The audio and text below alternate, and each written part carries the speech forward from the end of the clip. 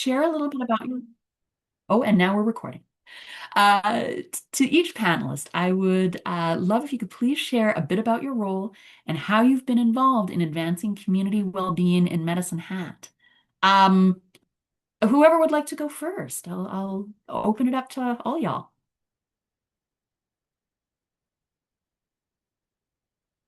I'm happy to go first. I think I was last in the agenda, but that's okay. Thank you so much for having me. It sounds like you guys had a great AGM.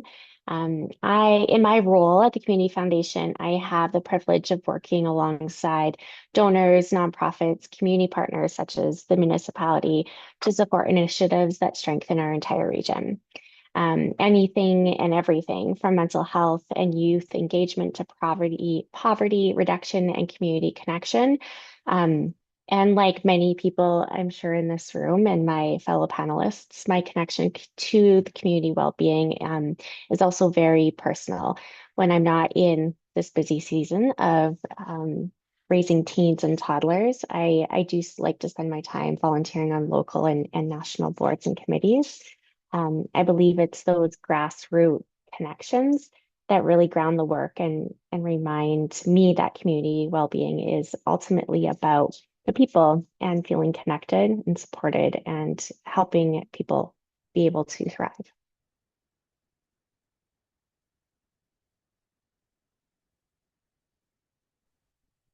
Thanks, Nikki. I'll go next. Hello, everyone. Shona, Dickie. My role in relation to the plan is really to oversee the development and implementation of the plan, to promote it, to report on progress, and advocate for resources that align with the plan. So this is really a living document. So we implement actions and tactics may change over time, and some of our goalposts are met. As some of our goalposts are met, and as we see the need to pivot for maybe different or better results. So overall, my role is really to support my team to achieve the goals related to the plan, but also to support the community in aligning with the community well-being plan. And sometimes shows up in various forms, like it could be me convening conversations, um, building capacity in the community, providing funding sometimes, and even helping with planning.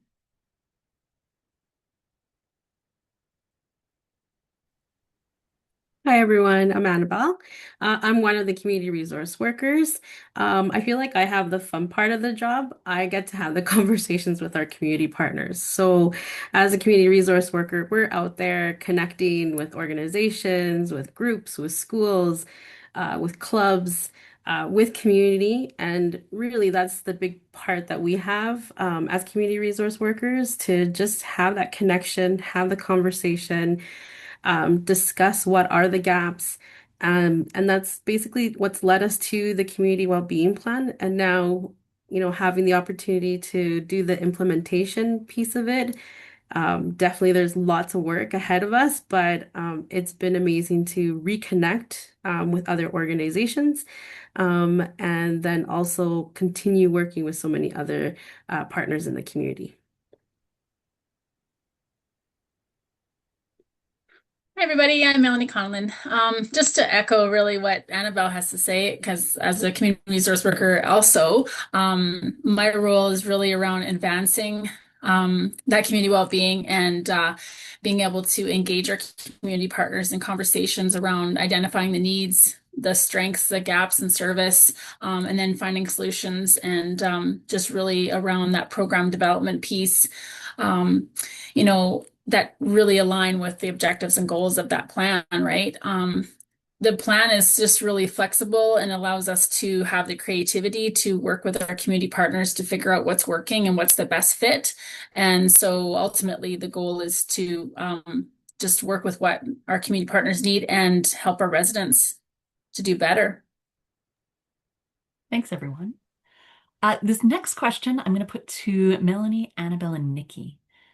What does community well-being mean to you in practice and also on the ground in your community? Melanie, you want to kick us off? You want- so like community well-being to me, like so that municipality really look better to the assets. That's already working to make it better for residents. Um, I think we should always try to bring our most vulnerable people up and really trying to incorporate a better quality of life. So, like just following the, prosperity, health, society, environment, and good governance, really surrounding us ourselves with, being able to provide those things for our people.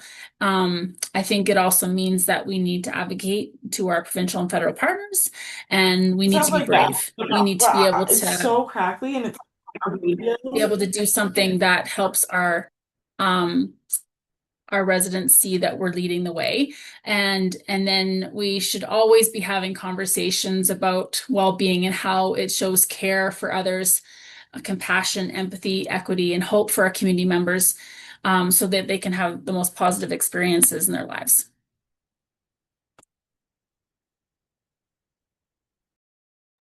Thanks, Melanie. Annabelle, how about you?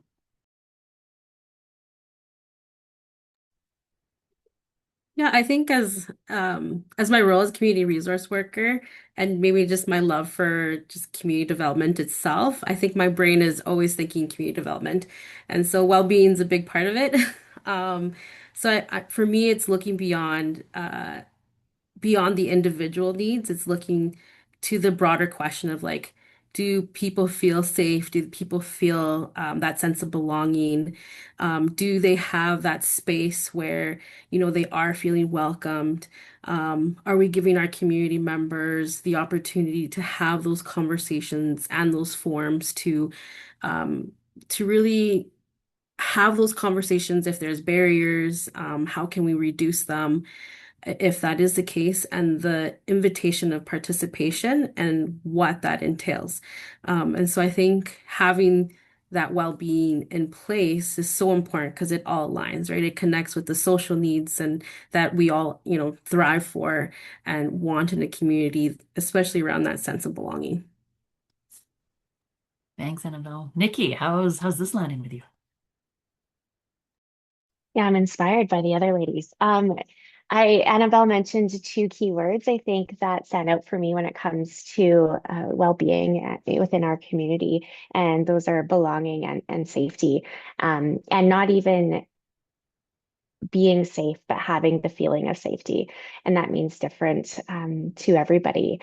And community well-being is really about, especially with the work that I do at the Community Foundation, is really about helping to align resources with the areas of the greatest needs and opportunities. So we're able to address some of that through some of the grants and capacity building that we are able to provide through our organization to the nonprofit sector. And we also like to help build that long-term sustainability through endowment funds across the region. And this just the work that we're able to do at the organization helps leverage, uh, I think, the city's well-being plan. We're able to utilize that and really help it inform our decision makings on where granting priorities might lay. Thanks, everyone. So interesting. Shona, volunteerism is named in your community well-being plan. Can you talk a little bit about the strategy and how volunteerism shows up in it? Yeah, sure. So, volunteerism is identified as one of the strategies to address Objective 8 in our plan, which is to empower residents to be engaged participants in the community. The specific potential action in the plan related to that objective is to strengthen volunteerism across the city. And then we have a tactic related to that, like how are we going to do that? And that is to collaborate with local, provincial, and federal organizations to expand opportunities, address burnout and economic pressures, and promote resources to support recruitment and retention. So it starts with a broad objective, empowering residents, and then dives a little bit deeper into how volunteerism strengthens our community and how we can go about helping that to happen.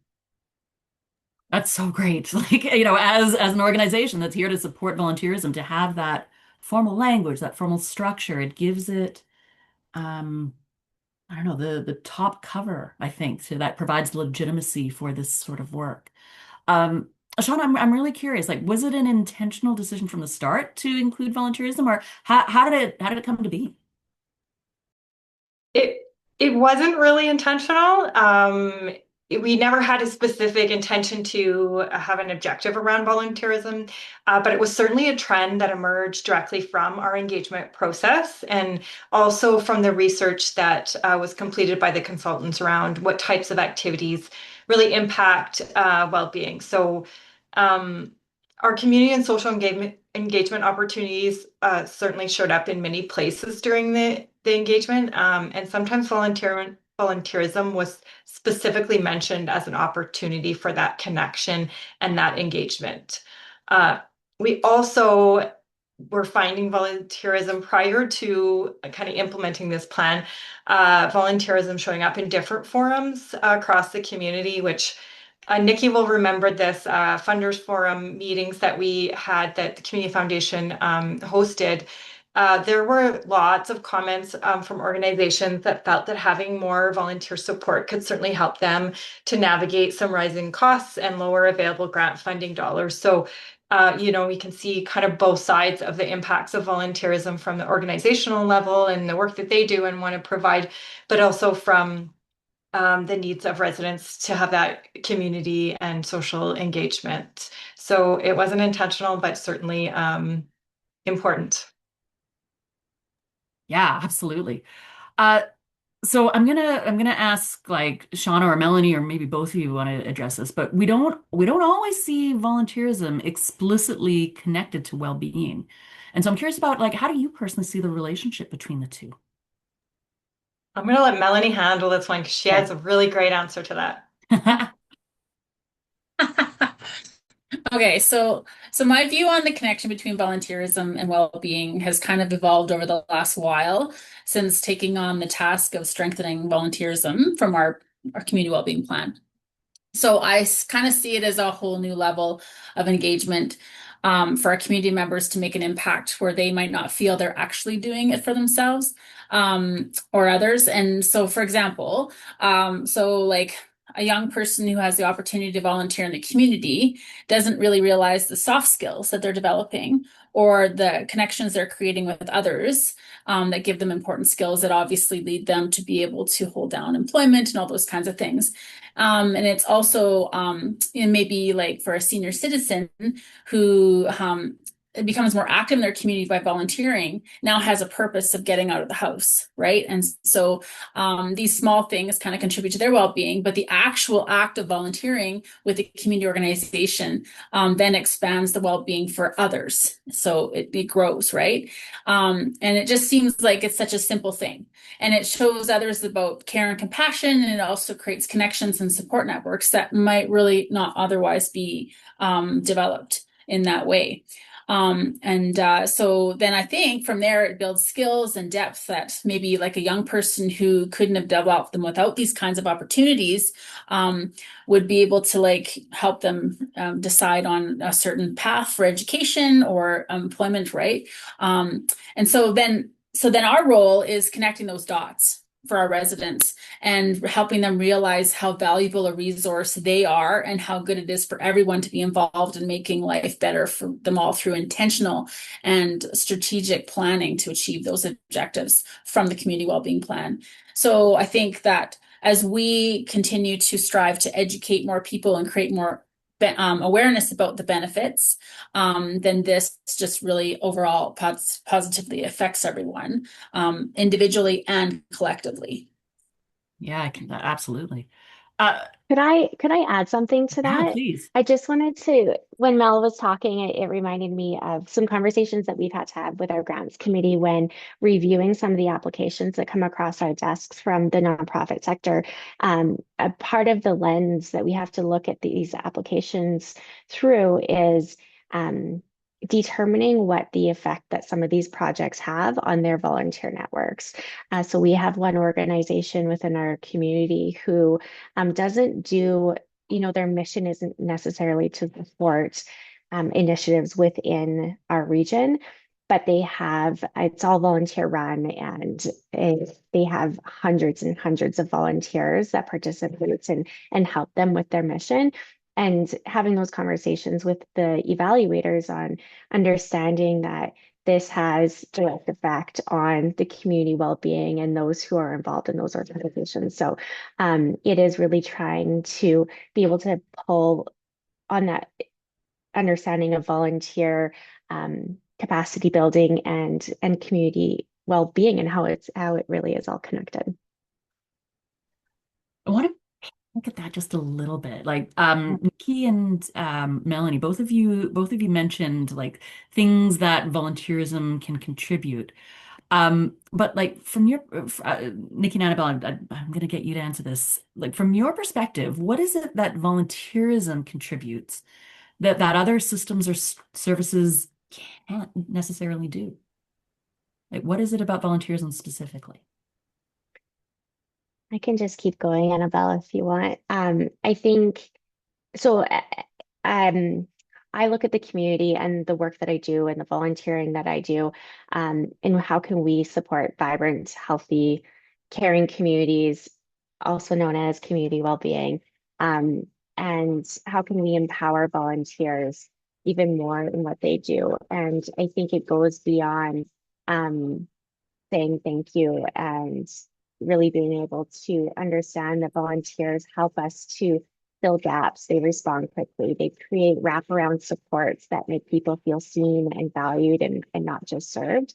And services and systems can support those, but it's the genuine human connection and sense of shared ownership that I think volunteers can bring to some of those services and systems.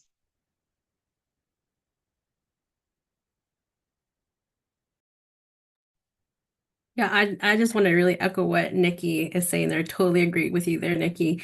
I think that's one of the most important questions that we need to ask ourselves as a service provider, daily, right? Especially for us as municipality.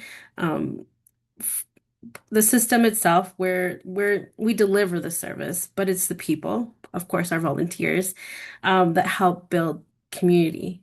And from that, of course, they contribute by their caring hearts and the need to show up, right? So for me, it's like they're a huge part of the system because without their positive impact, and meaningful relationships that they create with individuals, with youth, with schools, with basically everyone in community, we wouldn't be able to have the volunteers that really make our services like work for community, right? So they're definitely truly the ones that make our community a place of, a community of choice, a community to just really thrive in. So without them, we wouldn't be, being able to deliver what we have for them. Yeah, I hear that. So I'm curious about like how the rubber hits the road. Can't believe I just used that phrase, and I can't believe we're recording it. But my my question for Melanie and Nikki is like, what does it mean to move from naming volunteerism in a plan to actually supporting it in practice? Like, what does it take to operationalize a strategy or a plan like this?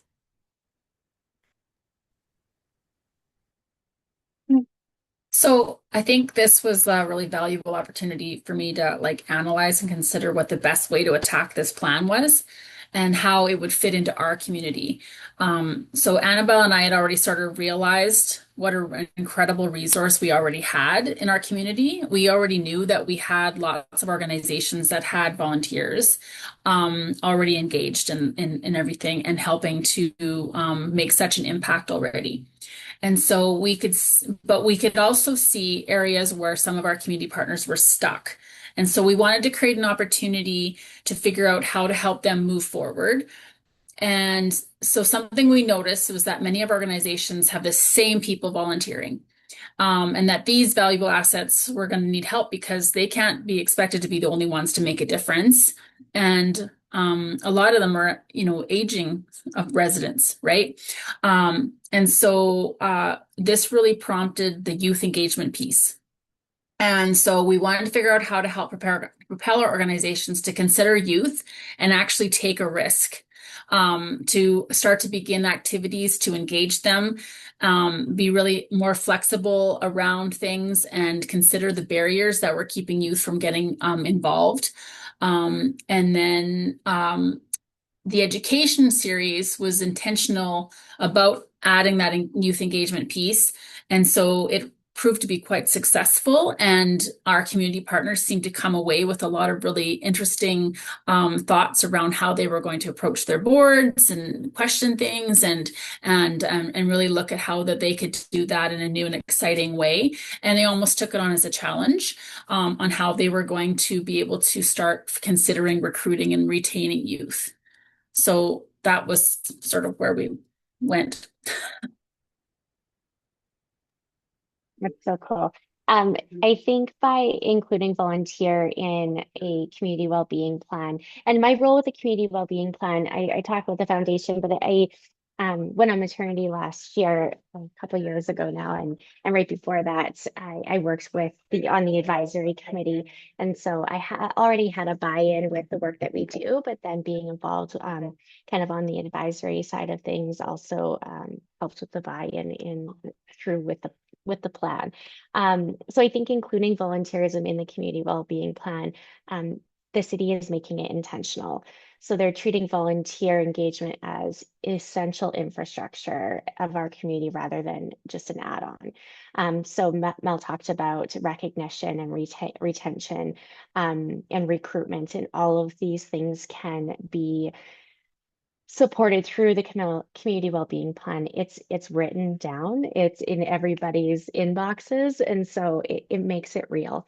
And by embedding the volunteerism in the plan, the city is helping to ensure that volunteer roles, and within the city, but within the organizations that are in our city, that these roles are meaningful and that they align with the people skills and that they're connected to real outcomes. And that's really what drives retention and recruitment, I think. So kudos to the city. Super exciting initiative to be a part of. Niki, I love that language that you just gave to volunteerism as essential infrastructure. Like in cities, we should be considering volunteerism and contribution as essential as the infrastructure that exists for plumbing or for roadways or for clearing of snow. Like it's the reason, volunteerism is the reason that cities can operate socially. And so by giving it that language as essential infrastructure, whew, that's powerful, but also accurate. So Right. thanks Yeah. for giving language to that. Yeah. I think I was trying to research it a little bit, but it just really has been an add-on. We assume that people are going to keep doing what they're doing, but the next generation looks different, and so we need to make it tangible. We need to make it part of our infrastructure. Yeah, love it. Thanks, Niki. So, building on that a little bit, and Niki, you talked a little bit about your role from an advisory perspective, but what has collaboration between the municipality and nonprofits looked like in this work? So I'll pose that to Melanie and Niki. I can go again. I'm on a roll. So first of all, the city is just so great at consistently engaging with their stakeholders.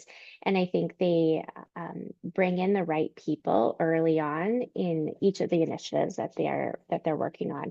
So in this case, they were able to bring in the nonprofit sector into these conversations early on, in the well-being plan, and not just service providers or like they weren't just looking for their opinions as service providers, but they're looking at them as a partnership in shaping some of the priorities that came out in the well-being plan and around volunteerism. And it helped, I think, come out with opportunities and solutions based on those that are closest to the community, those who understand emerging needs or lived experiences, or where some of the gaps might exist in the communities.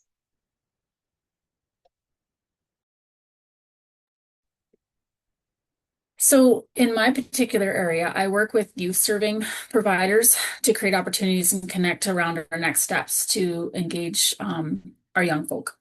And so, from what I gathered so far, we build relationships where their voices matter in the conversation, and we try to build trust so that they're relying on us and trying to work on how we're going to meet their needs in the community.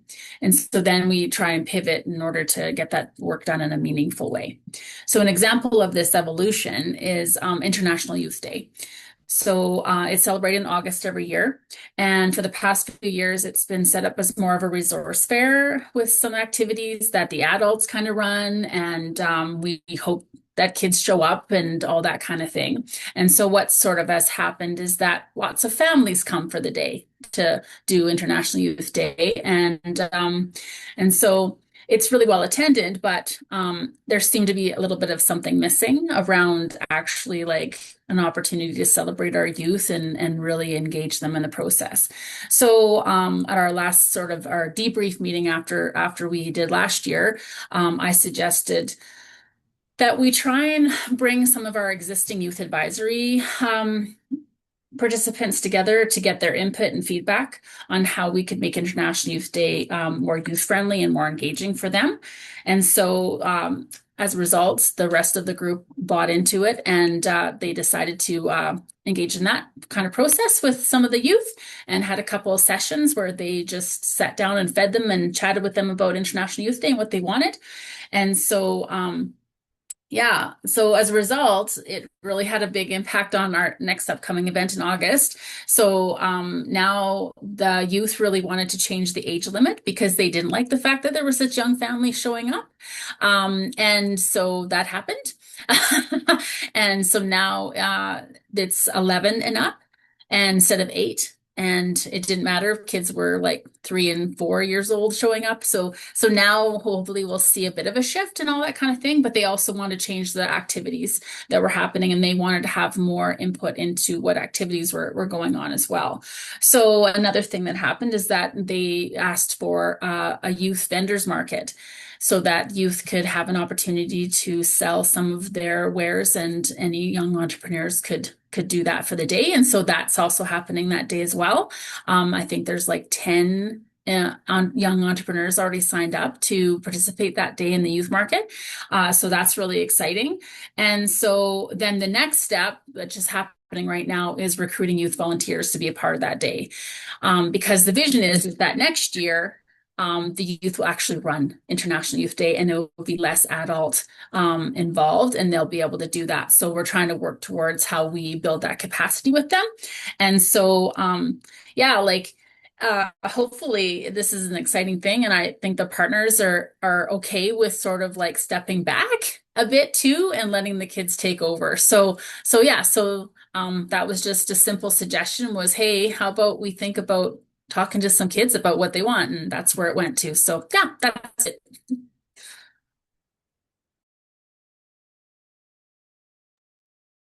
What a simple yet important concept, isn't it? To actually engage in conversations with the folks with whom these programs are impacting. So love it.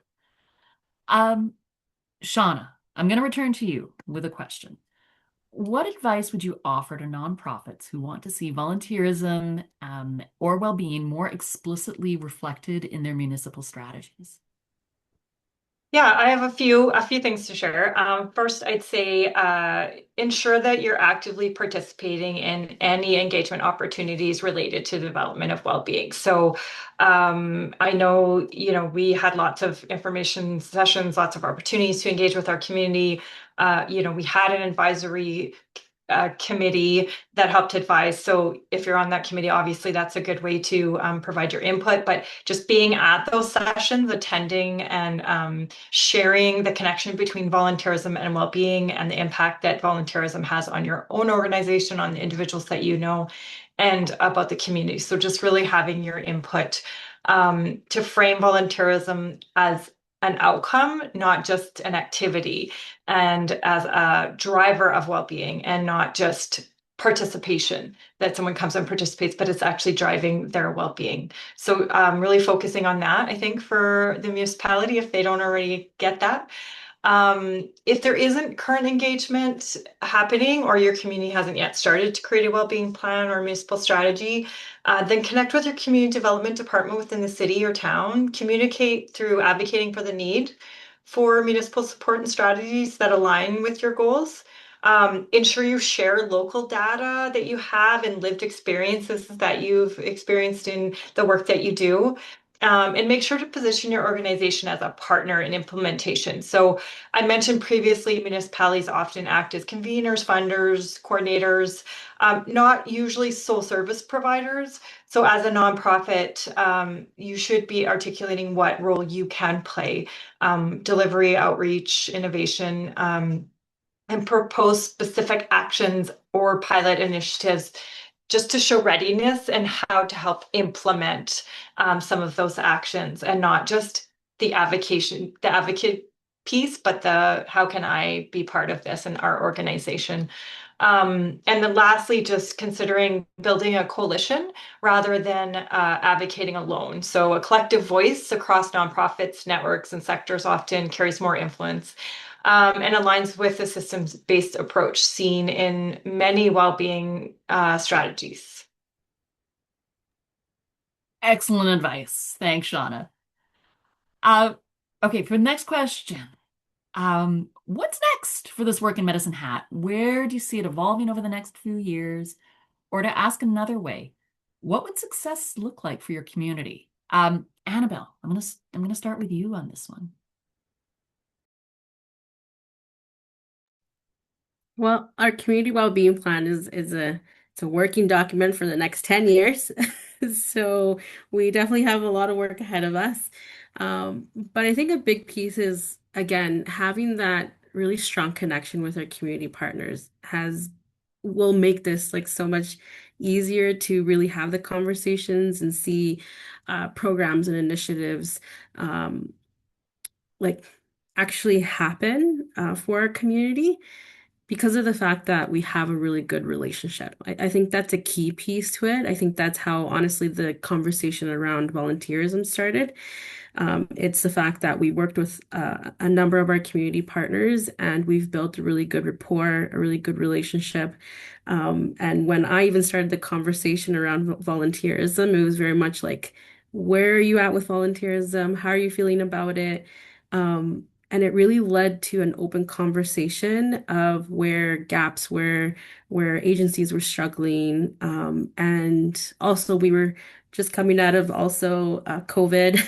So the impact of now the need of volunteers, many agencies like that I spoke to were feeling a bit stuck of like, how do we get volunteers if it looks a little different? And so a number of conversations I even had was around, does that mean like volunteerism is dead? And having a number of conversations, it led to no, volunteerism isn't dead. It just looks a little different. Um, and so having those conversations have led to the success of having the volunteer learning series in partnership with Volunteer Alberta.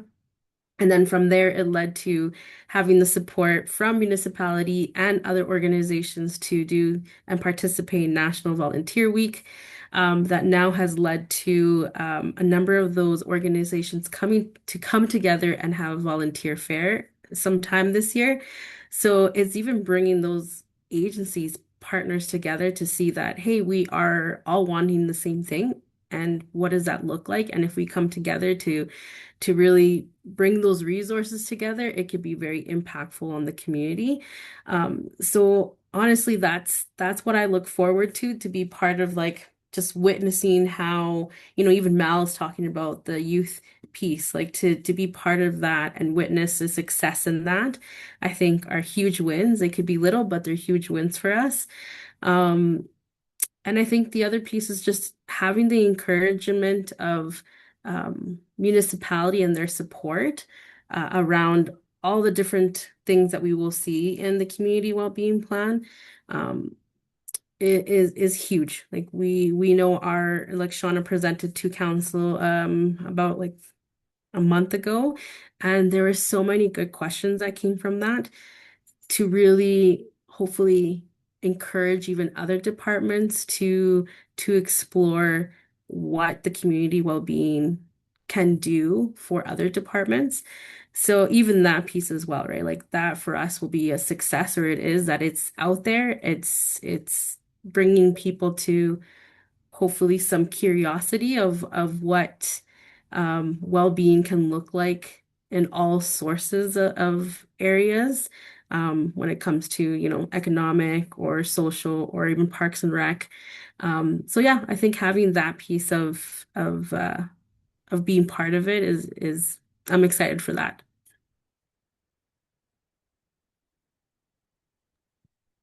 I didn't prepare anything for this section, but Annabelle has my head going. So I got to get it out before before anyone else goes. I can see this well-being plan really grounding a lot of the larger decisions that will hopefully come out of the municipality's decisions and what they're doing. Um, at the base of a community is well-being. Municipality can be as successful as they wish, but if their community doesn't feel well and if they're not um, feeling like they're supported in that area, then everything else around it will fall apart. So I really do hope, Annabelle, that the rest of the departments take a good look at that and use it to help inform and guide some of the decisions that they're making for the long term. I also did just want to mention that it'll be, I don't know all of the tactics that Shona and her team has on the go, and the measurements of it all will be closely tracked, I'm sure, but I think it's going to take a little while before we really see and before the community as a whole sees the outcomes of this work, because volunteerism in our community has changed not overnight, but over a long time. And so now it might take just as long, or maybe a little bit longer, to shift back into whatever it will look like next. But I think, like Melanie said, empowering the next generation to volunteer the way it's meaningful to them, I think will help the community shift and grow along with it. So I'm excited for the work.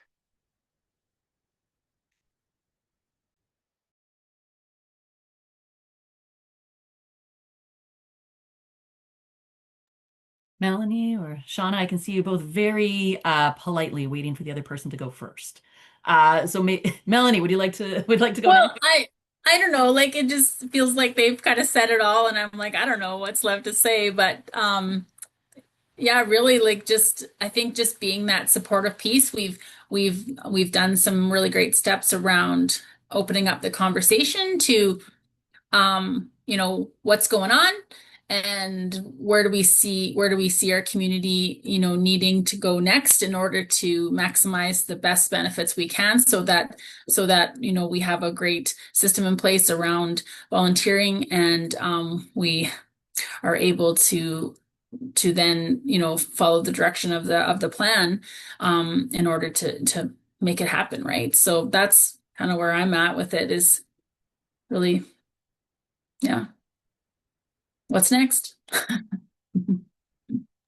Yeah, and the plan is a working document, so it will evolve and will change over time as the needs of our community, as we see things come up, or as we have small successes in some places, but then, know that there's more to be done. So, yeah, I'm sure that over the next many years, we'll see many changes to, okay, we've done this piece, now what's the next piece that needs to be done, and how can we continue to work on this and contribute and help our community contribute. Oh, it's such exciting work. Okay, so this is my last official question for the panel. But in one sentence, what gives you hope about the future of community well-being and volunteerism? I will start. I think somebody had mentioned this before, maybe it's Anabell, but from this process, I've seen that volunteerism has not gone away. It is just changing, and it continues to be an integral factor and priority in addressing well-being in our community. So that gives me hope that it's not gone, it's just changing.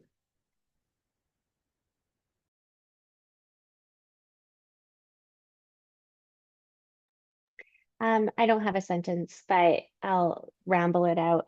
I think what's exciting is getting different people engaged and involved, not just retirees who need to keep busy and want to volunteer and find meaningful connection through that way, but other people are making contributions in their own ways.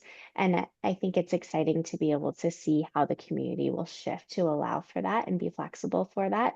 And with that, and one example is I remember having these conversations with service club providers years ago, and they said, we can't get anybody there. I'm like, why are you having 7 a.m. coffees? Like, who's coming to those meetings at 7 a.m. if you want consistent volunteerism? And I said, volunteerism is changing. We need to look at what works for those people. And I think the more that we're able to have these conversations and keep it top of minds, the quicker that shift will happen.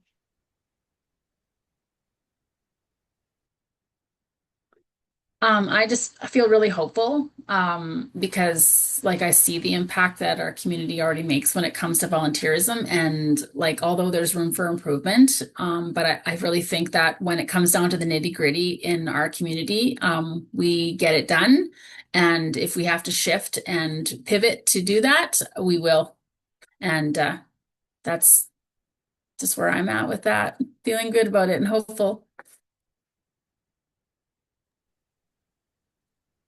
For myself, I remind myself that yes, I'm a community worker. Yes, I work for a municipality, but I'm also a community member. And so being able to see um, those within my circle begin to volunteer who probably or have not volunteered and really seeing the impact it has on them of like that again that sense of belonging, that connection, being able to celebrate one's culture and story.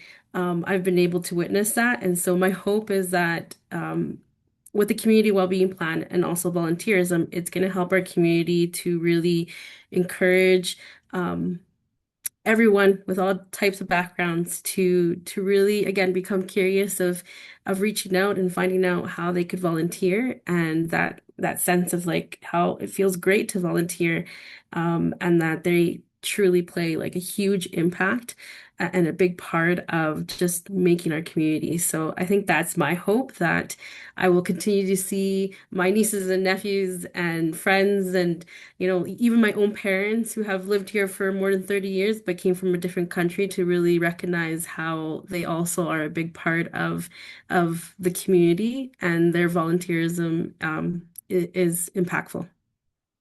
Oh, Annabelle, I'm filled with the warm fuzzies. Thanks for thanks for ending with that. Okay, so friends, this is the Q&A portion. I'm gonna open it up to the floor. And just see from folks who are here. Does anybody? Oh, sorry, Andy, it's not this one. Well, we can answer this too. This is for discussion. So, thank you, Andy, for being so on top of it. We're not quite ready for that. But Scott, you have a question. So why don't we start there? Hi, sorry, just coming online here. Apologize for the work in the background. Um, sorry, Scott Landell with ECVO here in Edmonton. And congratulations on this plan. It's a really great document. I've been scrolling as you've been talking, and we're hoping we're sort of at the beginning stages of this kind of a conversation here. My question is around sort of what success looks like once this plan is implemented. And buried in that question is, have you identified any metrics that you're tracking? And then tied to that, are there any accountability pieces that that are attached to this? So like who's accountable to who and how is that being looked at through this process? Yep, I'll answer that one. Couple questions in there. So the plan is being implemented right now. We have an implementation plan that's kind of not a public plan, but a plan for us internally. Within the implementation plan, we do have departments. So the plan oversees many different aspects of the community and different departments that are responsible, and sometimes not even our municipality, because um, we made this plan a community plan on purpose. We want it to not just be driven by the city of Medicine Hat, but by the community. So we've really opened it up so that anybody in the community, any organization can use it to guide some of the work that they do. And so they kind of take on that responsibility on their own. We're not directing anybody, but we're certainly internally looking at, how are we working through some of these actions, and then how are other departments doing that. And so we collect data from people, and just we are working on a dashboard actually that it's just I don't know, something with IT about the dashboard, privacy something, I don't know. And so our plan is to have something where you can just click on the action, and then it'll tell you what have we done in the past year, and not the city, but our community. What are some progress on each of the objectives and strategies? So one way to kind of show everyone what's happening. Metrics, measurement, good question. I'm sure we all know that is always the challenge. So we have some that are within our implementation plan as well. But that is always a difficult thing to exactly measure, especially long term. So we have incorporated some measurements in the implementation plan, but I feel like, did I answer all your questions, Scott? Um, yes. No, well, not all of my questions, but there are plenty of unasked ones yet. Oh, But I'm not going to bore the room with the rest of my questions. No, thank you for that. And I know that we'll be watching to see what comes of that, because you're right. And measuring this stuff is so difficult. Um, and I'll be curious to see as things progress, um, how you begin to um, talk about success in yeah. in ways that are really either tough to measure or maybe shouldn't be measured at all. Yeah. One thing I did want to add is that one of the ways that we're trying to encourage our community to get involved in that as well is we just closed and we just reviewed, we had 28 grant applications. So we put a momentum kickoff grant, is what we called it, for up to $10,000 per project. Something that helps people to kind of maybe kick off a project that they've been wanting to do, related to the community well-being plan. So that needs to align with one of the objectives or the strategies, and can be as creative as they want, pretty open as far as what the funding can cover, but just that it is, kind of new, maybe a pilot project, some innovation involving people in your community that are impacted, etc. So that was just one of the ways. We got 28 applications and we have $100,000. So that's, about 10 applications that we can approve. But we have really great projects in that 28, and we're looking forward to seeing how we can help the community to, with some funding to kind of move forward with some of the objectives and strategies as well. One of the things I can do, and I'll throw it in the chat here, is there's a community foundation in Southeast Florida. I don't know, Niki, if you're familiar with Collaboratory. They've done some incredible dashboarding work that talk about some of the stuff you're referring to here. Not necessarily around volunteerism just yet, but definitely some societal measurements that are kind of One cool. one other piece, Scott, that I'll add. I'm not sure if you're familiar with it because it was kind of under the radar, but in with Forward, the organization that we at VA have been working with on re-engaged volunteerism from the ground up, did some experiments with the city of Edmonton a couple of years ago, around measuring well-being. It was a prototype called Oracle. I'm going to put it here in the chat. I'm going to attempt to put it here in the chat. Um, and it was really it's fascinating work about how do you actually measure well-being. And so they created what they call a listening infrastructure in order to engage with Edmontonians about how well they're actually doing.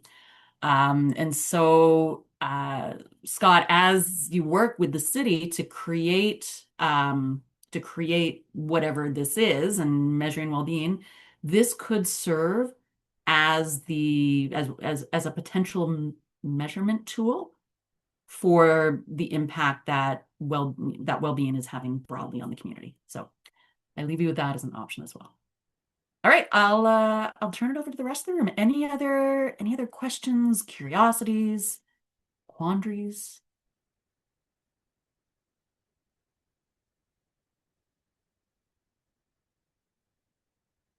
No, well, maybe I'll turn some over to the room. Andy, can I please ask that you bring up that screen because I have questions.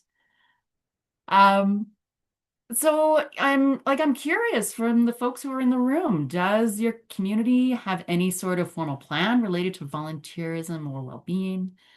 Do you think a formal plan related to volunteerism would be helpful for your community? And if your community doesn't have a formal plan related to volunteerism, would one be helpful?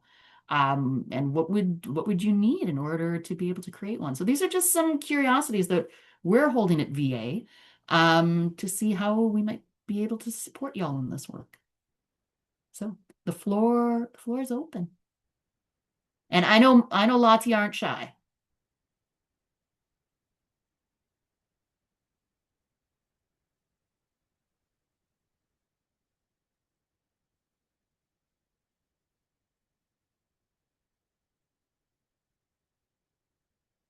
Or if you are shy and would prefer to put your comments in the chat, that's good too. Okay, so Daria, thank you, Daria, for being brave. That you're struggling to keep the doors open at volunteer airdrie.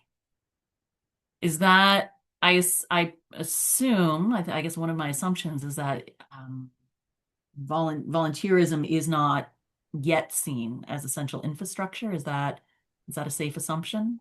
Well, it is, but it seems that people don't seem to, um, value what a volunteer center can do in a growing city like Airdrie, where Mm. we're one of the largest growing cities in Western Canada. We seem to jump 10,000 people every year, or at least 5,000. And we've gone to the city, we've done presentations, we've asked to partner with them in order to help us promote volunteerism within the city. And we've just been told no at every, at every pass. We can't seem to get funding from anywhere. We've lost our AGLC funding because we no longer have a youth program. It's getting really hard to keep things going. And I know we have a part-time executive director. I'm the chair of the board. And it's been quite disheartening to constantly keep getting told no, no, no. What you're doing isn't what we're prioritizing. And yeah, I just don't know what else to do.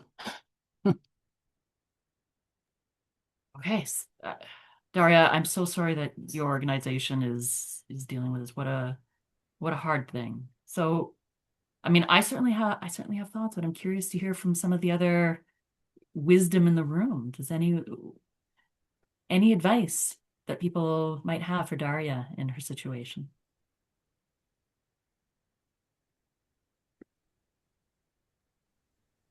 Um, I don't know if it's I mean I don't know your council, so I mean every council is different and what they prioritize, but I will share with you that we actually stopped funding our volunteer center back in 2010, 29 or 2010. And it was really around measurements and data. It was Mhm. so they just really and I met with them many times. We funded them through SCSS. So it was very pretty, you need outcomes, you need to show, what the impact on your volunteers is and what the impact on the organizations. And they just really didn't get it. I don't know what more to say, but so I would say data and measurements and stuff, and I don't know what extent you're doing that, but that would probably be really important to ensure that you're collecting extensive data as much as you can. I know it's hard when you're losing funding and then trying to also do that data collection because it is time consuming, but it is important to showing the impact of volunteers and to the organization, and councils like data. So Oh, that's just we've got one. lots of data because Yeah. we do volunteer surveys at least once a year, sometimes twice. We send out to everyone in the city, what keeps you from volunteering, or when you volunteer, how does it affect you, mental health, that sort of thing. We do the volunteer fairs twice a year now, which has definitely helped organizations get volunteers.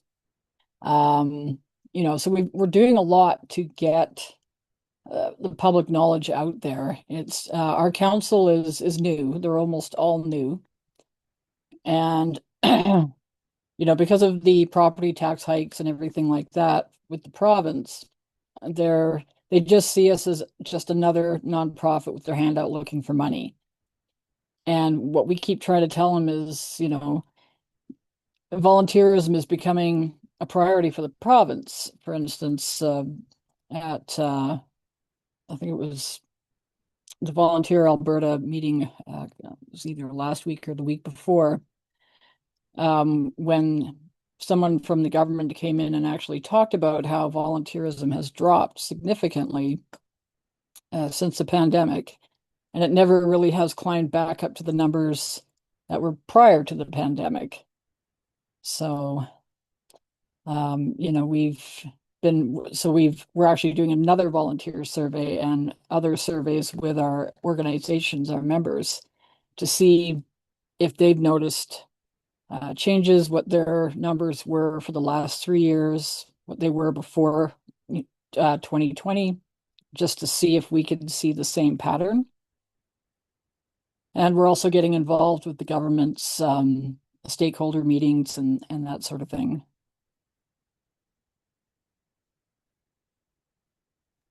Well, Daria, it sounds like you're doing all the right things, and happy to connect with you offline as well and have a have Okay, a have a deeper that would be conversation over great. time. Yeah, Okay. Okay. thanks. DeRay, I saw your hand up a little while ago. Do you want to put it back up?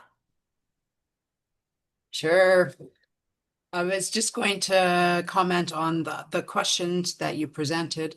I see great value in creating a plan by actually writing it down.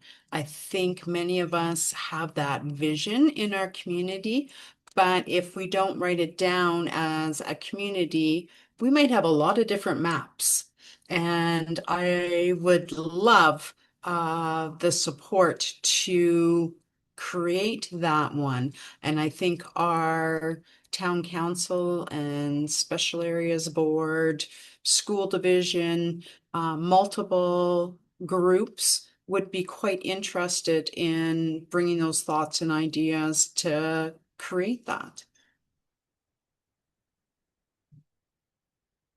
Love it.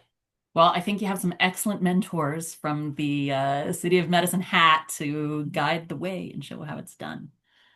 Um, okay, friends, I know that time is only a construct, but in this particular construct that we're in, we have 4 minutes left.